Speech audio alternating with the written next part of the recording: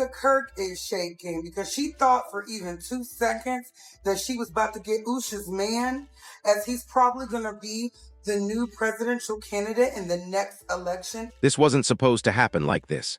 Not today. Not with one pregnancy announcement. Because the moment Usha Vance's pregnancy news hit timelines, something inside Erika Kirk snapped. And what followed was not a rant, not a meltdown, but a calculated crash-out that looked reckless on the surface and surgical underneath. Within minutes, Erika went from silent to scorched earth. Stories deleted, posts uploaded, screenshots suddenly appearing and disappearing like someone fighting their own conscience in real time. And then, the receipts, not vague accusations. Not sources say. We're talking timestamps, messages, phone metadata, calendar overlaps.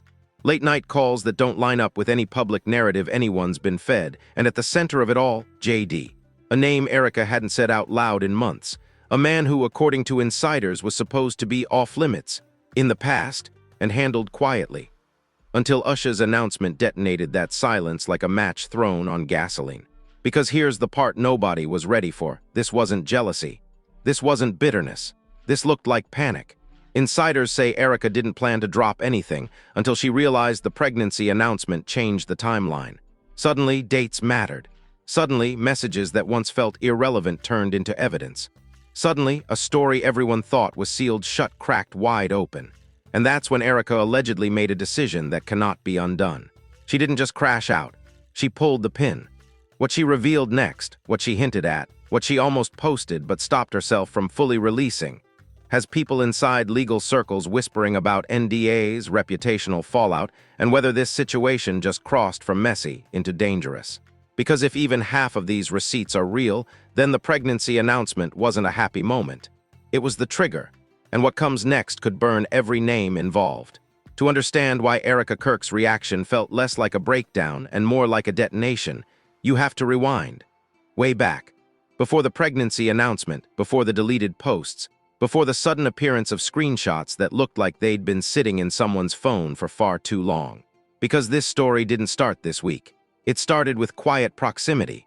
Erika Kirk has always been positioned as volatile by outsiders, emotional, reactive, unpredictable, but people close to her tell a very different story.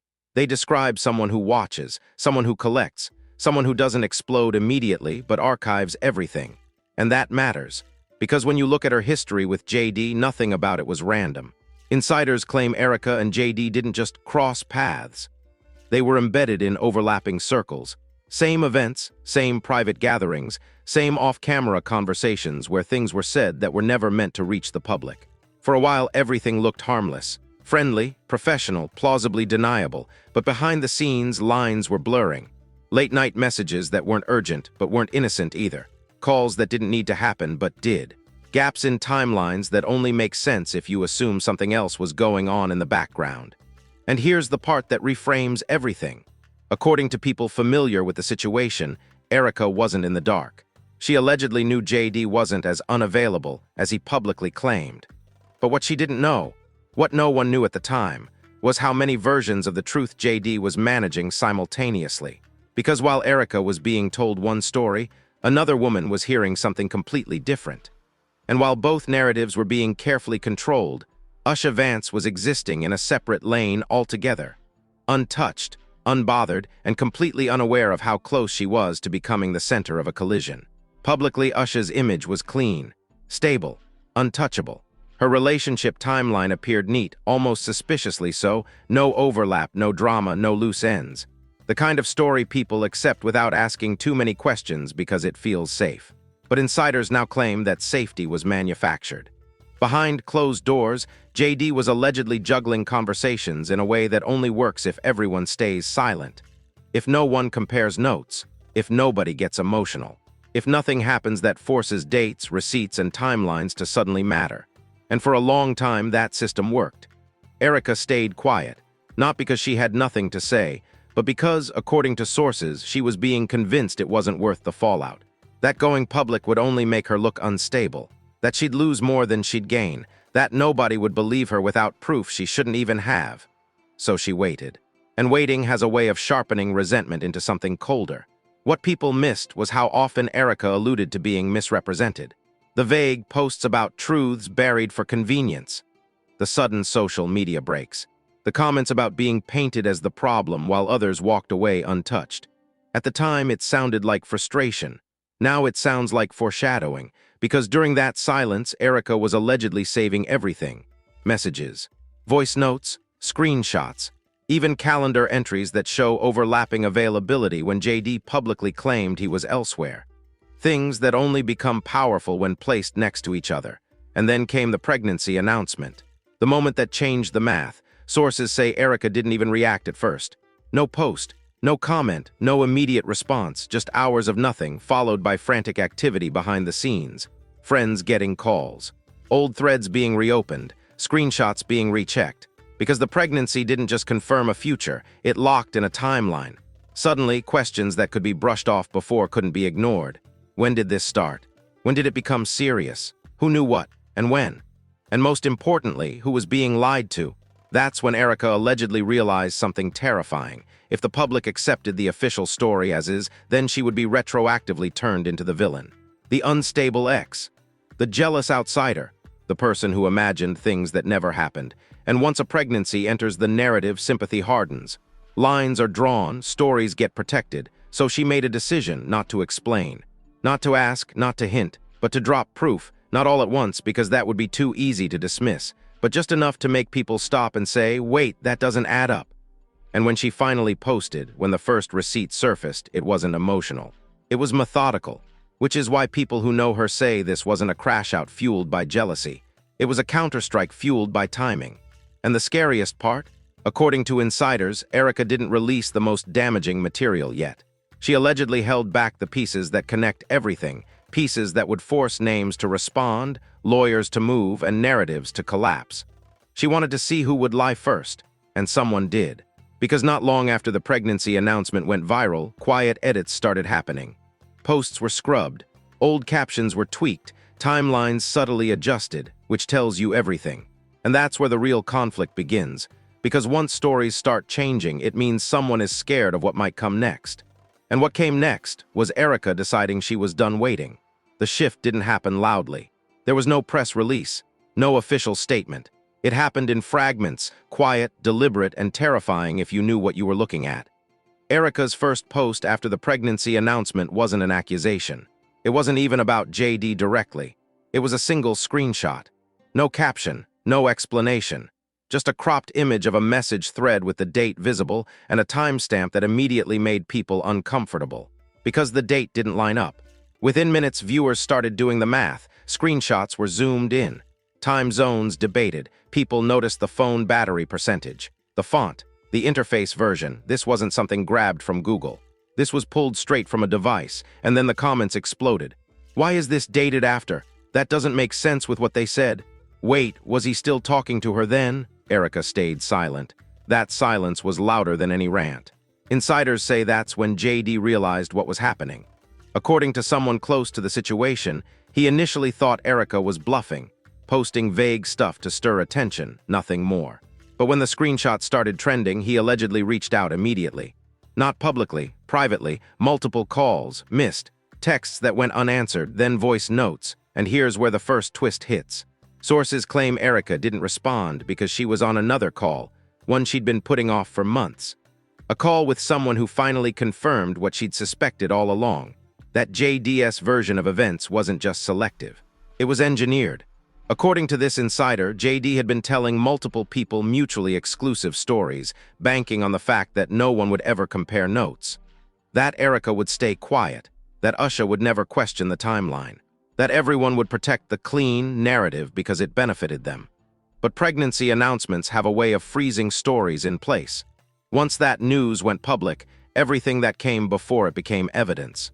That's when Erika allegedly decided to escalate. Her next post dropped less than an hour later, and this time there was no ambiguity. It was a screen recording, not just a screenshot, a screen recording scrolling through messages in real time. Dates, contact name, call history. A brief pause over a message that read differently when viewed through the lens of the pregnancy timeline. It wasn't explicit. It didn't need to be. The implication was devastating. The internet went feral. People who had defended JD minutes earlier started deleting tweets. Fan accounts went private. Comment sections turned into battlegrounds between those calling Erika bitter and those asking why no one was addressing the dates. And that's when JD finally responded, but not the way anyone expected. Instead of denying anything outright, he posted a vague statement about misinformation, out-of-context material, and respecting family during sensitive moments. No direct denial. No timeline clarification. No explanation, just a request for privacy. That was mistake number one, because Erika wasn't asking for attention. She was asking for accountability. And when JD didn't address the evidence, she took that as confirmation that he wouldn't, ever. So she dropped the receipt everyone thought she didn't have. A message allegedly sent by JD himself, referencing a meetup that coincided with a date he publicly claimed to be elsewhere. The message included a location reference. Not an address, but a detail specific enough that locals recognized it immediately. The reaction was instant. Hold on, wasn't he at? That's the same weekend. So the interview was a lie? Media outlets started sniffing around. Not reporting yet, but watching, waiting for confirmation, waiting for someone to slip. And someone did. An old photo resurfaced, harmless on its own. A group shot from an event months earlier. But when internet sleuths cross-referenced outfits, backgrounds, and reflections, something stood out. JD was wearing the same jacket mentioned in Erika's leaked message. Same date, same city, different story. That's when the narrative broke. Because suddenly this wasn't about Erika spiraling. It was about JD being caught editing reality in real time. Sources claimed JD's team scrambled. Emergency calls, lawyers looped in, posts flagged. Attempts made to quietly suppress Erika's content. But the more they tried to contain it, the more it spread. And then came the first real twist. Someone close to Usha allegedly leaked that she had just learned about the overlap, not from Erika, but from someone else who recognized the timeline inconsistency and reached out privately. That detail changed everything. Because if Usha didn't know, then this wasn't a messy triangle. It was a cover-up. Erika's next move reflected that realization. Her tone shifted. The anger gave way to something colder, more controlled. Her captions became surgical, her wording careful, everything suddenly framed as alleged. According to messages, interpret as you wish. That's not how someone spirals, that's how someone protects themselves legally. And that's when people realized Erika wasn't crashing out. She was building a case. Insiders say she stopped posting not because she ran out of receipts, but because she was waiting for one thing, a public lie she could directly contradict. And late that night, it happened. JD reposted an old interview clip where he described the beginning of his relationship with Usha, confidently placing it after the date Erika's receipts already covered. The lie was subtle, but fatal, because Erika responded within minutes with a screenshot dated before that interview, showing JD referencing plans that contradicted his own words. No caption, just the timestamp circled in red. That was the moment the situation officially left the realm of gossip and entered something darker. Because now, someone had been caught lying on record, and Erika wasn't done. What she hinted at next, what she said she was considering releasing, was something insiders describe as irreversible. Something involving not just messages, but corroboration. And if that drops, this stops being a scandal, it becomes a reckoning. By the time morning hit, this was no longer Erika Kirk versus JD. It was the internet versus a collapsing narrative. Overnight, the receipts Erika dropped had been dissected frame by frame. Reddit threads ballooned into hundreds of comments. TikTok timelines turned into forensic labs. People weren't arguing opinions anymore, they were arguing timestamps. And that's when the story crossed a line it could never come back from, because a new account appeared, anonymous, fresh, no profile photo, no history. And it posted exactly one thing, a screenshot Erika hadn't shared. At first, people assumed it was fake, another clout chaser trying to ride the wave. But within minutes, users noticed something chilling. The formatting matched Erika's earlier screen recording perfectly. Same OS version, same UI spacing, same time zone offset. This wasn't a random leak. This came from someone with access. The message showed JD complaining, allegedly, to a third party about having to keep stories straight and hoping nothing drops before things are locked in. The wording was vague enough to deny, but specific enough to make your stomach turn when paired with the pregnancy announcement. And then came the line that detonated everything. Once this is public, timelines won't matter anymore. That sentence hit like a gunshot, because timelines were the entire issue. Within minutes, the post was everywhere. Screenshots multiplied faster than takedowns could keep up. Twitter/X threads exploded with titles like, JD knew. This was MANAGED. Why is no one addressing this message? Celebrities started reacting, not directly but pointedly. A verified account posted, when people say protecting privacy, ask whose privacy they mean. Another tweeted, receipts don't lie, people do. And then someone with industry clout dropped the most dangerous reaction of all. Eyes no words, just eyes. That single emoji sent shockwaves, because insiders recognized it as someone who knew the players involved, someone who wouldn't react publicly unless there was more coming. Meanwhile, JD's silence grew louder. No clarification, no denial, no follow-up, and Usha, gone completely offline, that absence spoke volumes. According to leaked DMs circulating privately, people close to Usha were scrambling, not attacking Erika, but asking questions. Questions no one had answers for. Questions that should have been asked months ago. And that's when the second, more dangerous twist dropped. Erika reposted a story, not a receipt, not a message, but a calendar screenshot. At first glance, it looked harmless, just a weekly view, but the devil was in the details. A recurring blocked-off window, same day every week, same time. Labeled with a vague initial. JD. The caption was simple, patterns don't lie. That one image reframed the entire scandal. This wasn't a one-time mistake. This wasn't overlapping feelings. This was routine. People started cross-referencing public appearances, travel schedules, events JD claimed to be attending during those windows. And the more they looked, the worse it got. There were gaps, unexplained absences, moments that now looked staged. Then Erika did something unexpected. She stopped posting. No follow-up, no explanation, nothing, for hours. Insiders say that silence wasn't retreat, it was pressure. Because behind the scenes, legal threats were allegedly flying. Cease and desist warnings. Friendly reminders, subtle intimidation disguised as concern. But Erika had already crossed the point of no return. And that's when she made the reveal that truly shocked everyone watching. She went live, no filters. No music, no tears, just her face, and a calm that made the whole thing feel terrifying. She didn't accuse anyone by name. She didn't rant. She simply said this. I didn't say anything until I realized the story I was being asked to carry would make me look crazy forever. I won't do that anymore. Then she held up her phone and scrolled, not fast enough to hide anything, not slow enough to be theatrical, just enough. People caught glimpses of messages they hadn't seen yet. Names blurred, dates visible. A voice memo icon paused on screen for half a second, long enough for viewers to notice it existed. She didn't play it, but the implication was nuclear. Voice memos change everything. You can explain screenshots away. You can argue context. You can't argue tone. And the moment viewers realized Erika had audio, actual recorded audio, the mood shifted from gossip to dread. Because now the question wasn't did something happen. It was how much has been hidden. Erika ended the live abruptly. No sign-off, no goodbye, just gone. And seconds later, JD's account went private. That move confirmed what no statement ever could. The narrative was collapsing. Media outlets that had stayed cautious suddenly began running, developing story banners. Not allegations, but conflicting timelines. That wording matters, because it signals uncertainty. And uncertainty is where reputations go to die. Meanwhile, a new wave of anonymous posts began circulating, screenshots of alleged NDAs.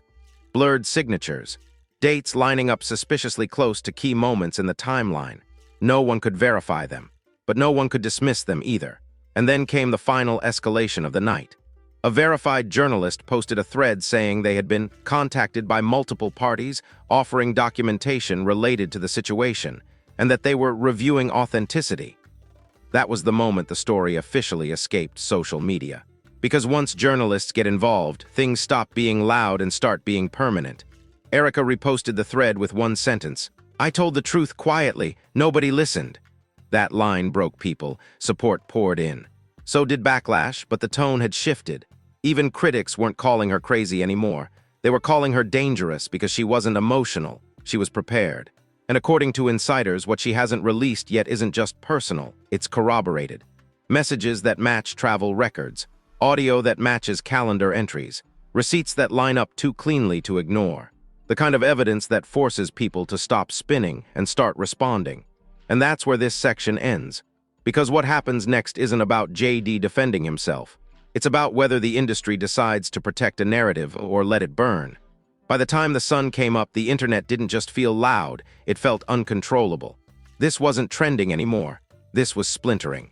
Timelines fractured into camps that weren't just arguing opinions, but arguing reality itself. One side insisted Erika had finally shown her true colors. The other side wasn't even defending her. They were demanding answers from everyone else. And that distinction mattered, because when people stop arguing about someone and start interrogating around them, power shifts. Fake headlines started circulating almost immediately, each more chaotic than the last. Erika Kirk allegedly sitting on damaging audio. JD team scrambles as timeline collapses. Pregnancy announcement sparks unexpected receipt drop. Some were real outlets hedging carefully. Others were fan accounts playing journalist. But together they created the same effect, panic. Inside the industry, reactions were quieter but sharper. Producers stopped tagging JD in posts. Collaborators archived old photos. People who had once been vocal went suspiciously neutral. That kind of silence isn't accidental. Insiders say several people were privately asking the same question: what else exists that hasn't dropped yet? Because Erika's approach scared them. She wasn't leaking everything. She wasn't flooding the feed. She was metering information. That's not chaos, that's leverage. Meanwhile, JD's supporters tried to regain control of the narrative. Threads popped up reframing Erika as obsessed, unstable, strategic in the worst way. But those arguments kept crashing into the same wall. No one could explain the dates. Every time someone tried to dismiss the receipts, another user would reply with a side-by-side timeline comparison. Screenshots stacked, circles drawn, red arrows pointing to gaps that refused to disappear. And then came the backlash JD's team clearly hadn't prepared for. Women started sharing stories, not accusations, patterns. Stories about being told one thing publicly and another privately. Stories about being asked to stay quiet for the bigger picture. Stories about watching timelines get rewritten while they were expected to absorb the damage. That chorus changed the temperature instantly. This stopped being about one affair. It became about credibility. Industry figures who had stayed out of it began posting cryptic statements about truth aging badly and silence enabling lies. Nothing actionable, but enough to signal alignment. And alignment is dangerous, because once people pick sides indirectly, neutrality dies. Meanwhile, Erika's comment sections turned into emotional war zones. Supporters thanked her for standing her ground. Critics accused her of ruining a family. And Erika, she didn't respond to any of it. That restraint drove people crazy, because if she were lying, you'd expect defensiveness. Instead, she looked like someone waiting. Usha's absence only added fuel. Fans began asking why she hadn't addressed anything, not even to deny it. Others argued she shouldn't have to. But that argument cracked when people realized the story now directly involved her timeline. And the longer she stayed silent, the more people speculated she'd been blindsided. That speculation turned protective. Suddenly, criticism of Erika softened, not because people believed everything she implied, but because they believed someone had been misled. And when that happens, outrage shifts direction fast. Behind the scenes, reporters were allegedly reaching out to Erika, not for comment, but for verification. That detail leaked quietly through industry DMS, and when it did, the power dynamic flipped completely. Because journalists don't chase people who are spiraling. They chase people who have documents. JD's camp finally released another statement, but it landed flat. It repeated the same phrases. Out of context, private matters, respecting family, still no timeline, still no direct response to the receipts. That omission became the story. Commentators started saying the quiet part out loud. If the evidence was fake, it would be easy to say so. If it was misrepresented, it would be easy to explain. But JD wasn't explaining, he was stalling. And stalling only works when the other person runs out of patience. Erika didn't. According to insiders, she was deliberately letting public pressure build, letting JD's credibility erode without lifting a finger. Every unanswered question worked in her favor. Every vague statement deepened suspicion. By the end of the day, even neutral observers admitted something was wrong. Not proven, but wrong. And that's the most dangerous place a public figure can be, because once doubt sets in, truth becomes inevitable. The industry felt it, the audience felt it, JD felt it, and the final reaction that sealed it. A major platform quietly removed JD from an upcoming promotional graphic. No announcement, no explanation, just absence. That single move told everyone watching exactly how serious this had become.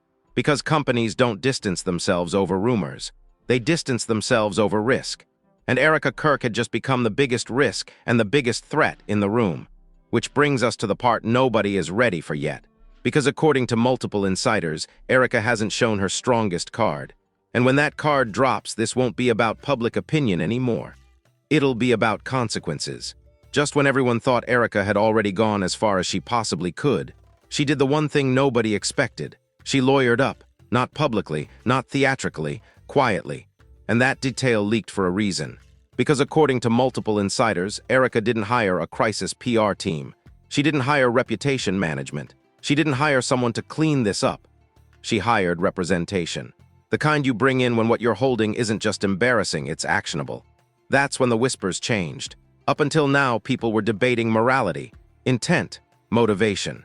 But behind closed doors, the conversation shifted to something far more serious: exposure. Sources claim Erika's legal team immediately requested independent verification of her materials. Metadata checks, audio authentication, timestamp confirmation, cross-referencing with travel logs and publicly available records. Why does that matter? Because you don't verify evidence unless you plan to use it. And here's where the final twist lands. An insider close to the review process alleges that one piece of Erika's unreleased material doesn't just contradict JD's public timeline. It directly contradicts a written statement he previously gave in another context. A statement that still exists. A statement that's on record. A statement that, if proven false, changes everything. Suddenly, this isn't about cheating, it's about truthfulness. And truthfulness is currency in both media and legal spaces. At the same time, something else happened, quiet but chilling. That anonymous account, the one that dropped the earlier leaked screenshot, it vanished, deleted, gone, no trace. That doesn't happen when someone's lying. It happens when someone's been contacted, and the timing was impossible to ignore. Within hours of the account disappearing, Erika posted a single line: "Some things don't belong online. They belong on record." That sentence landed like a threat, not violent, not reckless, but precise. People immediately began speculating about what she meant. Court filings, affidavits, depositions, no one knew. But everyone understood the implication. Erika was preparing to move this off social media and into spaces where narratives don't matter. Only evidence does. Meanwhile, JD's silence transformed from strategic to alarming. No posts, no statements, no engagement. His inner circle reportedly tightened. Fewer appearances, fewer leaks. A noticeable effort to slow the bleeding. But there was a problem. The damage was already done. Because once Erika's team began quietly validating materials, journalists backed off. Not because the story was over, but because they were waiting. Waiting for something formal. Waiting for something verifiable. Waiting for a shoe that hadn't dropped yet. And here's the part that should scare everyone watching. According to one source, Erika was given advice to release nothing else publicly. Why? Because once legal processes begin, public drops can weaken a case. That means the silence isn't retreat. It's containment. And if that's true, then the most explosive material in this entire situation may never hit Instagram or Twitter at all. It may surface somewhere far less forgiving, somewhere with transcripts, somewhere with sworn statements, somewhere where people can't vague post their way out of accountability. And then there's Usha, still silent, still offline. Insiders claim she's now fully aware of the timeline discrepancies, but what she chooses to do next will determine how this story ends. Because if she speaks, everything changes. If she doesn't, the truth will speak for her. And that's what makes this ending so unstable. Erika hasn't won. JD hasn't lost. The board has just been flipped. What started as a pregnancy announcement has turned into a question no one can answer safely anymore. Who knew what and when? And more importantly, who lied on record? Because once that question enters the room, there is no clean exit. This story isn't over. It hasn't even reached its most dangerous point. And the next update. It won't come with screenshots. It'll come with consequences. If you made it this far, you already know this isn't just internet drama. This is about timelines, power, silence. And what happens when someone finally decides they're done carrying a lie for everyone else. So now we need to hear from you. Do you think Erika planned this from the beginning? Or was the pregnancy announcement the moment everything broke? Do you believe JD's silence is strategy or fear? And the biggest question nobody wants to answer out loud. If the receipts are real, who else helped keep this quiet? Drop your thoughts in the comments, but don't play it safe. Say what everyone's thinking but afraid to type. If you believe Erika is protecting something bigger, say it. If you think this was calculated, say it. If you think the industry is circling the wagons again, say it. And make sure you like and subscribe, because this story is still moving, and when the next update hits, it won't be vague. It'll be specific, it'll be documented, and it'll change how this entire situation is remembered. Turn on notifications, because the next chapter, it's going to be much darker.